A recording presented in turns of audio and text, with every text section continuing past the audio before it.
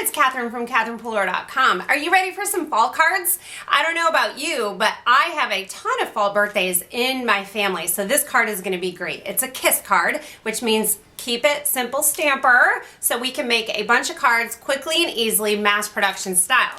We're using Clearly Besotted, Winnie and Walter. If you're new to my channel, I hope you'll subscribe and then hop over to CatherinePooler.com to check out tons more inspiration. So let's get started.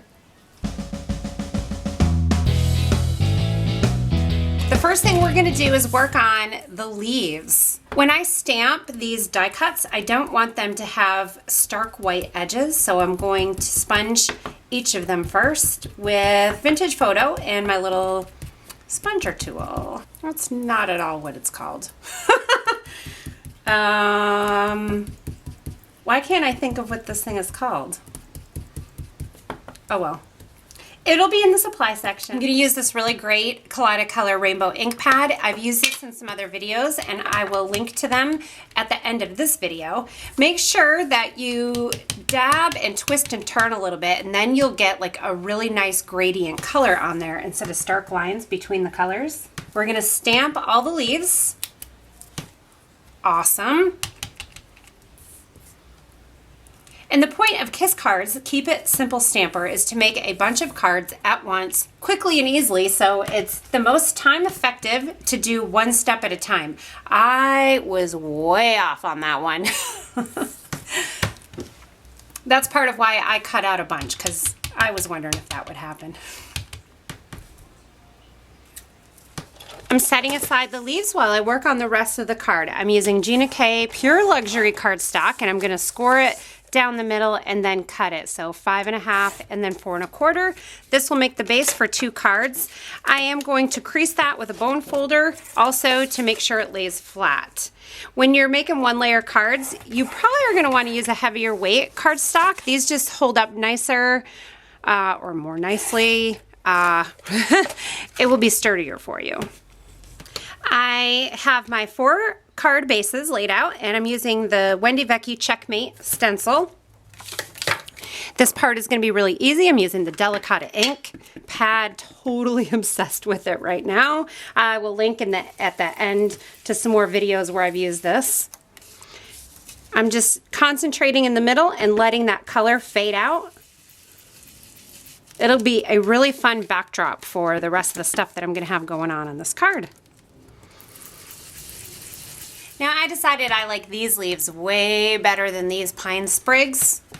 So I stamped a couple more of those, and now I'm going to add my sentiments, and I'm going to do a couple different placements of my sentiment so you guys can see and decide which placement you like the best. And then we'll add birthday. These will make great fall birthday cards.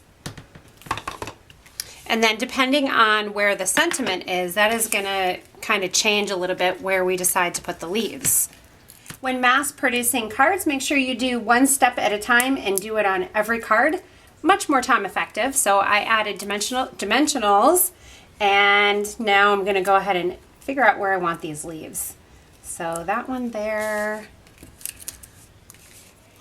And whoo, I'm making a little mess here and there. Look at that. Guess what I'm going to put there. And then I also thought, what if I added like this little tiny leaf? I think I like the addition of the second leaf.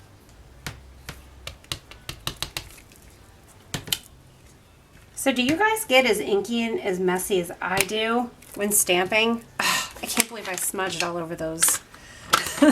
Now, the next little touch, I'm going to take some twine, and it's really hard to tie ribbon or twine in a bow when it's not really connected to anything. And I guess, well, my leaves are connected to the card now, so I could tie it around there. But it's just easy to do like little rabbit ears and then tie that bow. And then I can just take a little dab of glue and add this little linen thread bow. The final step is adding some strategically placed sequins to cover up all my boo-boos and smudges. Boy, if I didn't smudge and smear and make mistakes, I might not use sequins as much. Well, no, I would because they're awesome. Luckily, I have these giant gold ones because, woo, they sure are covering up some big splotches. So I have the big gold, medium espresso, and a small, I think this is 4mm, sparkling clear. So I'm going to put little trios and duos.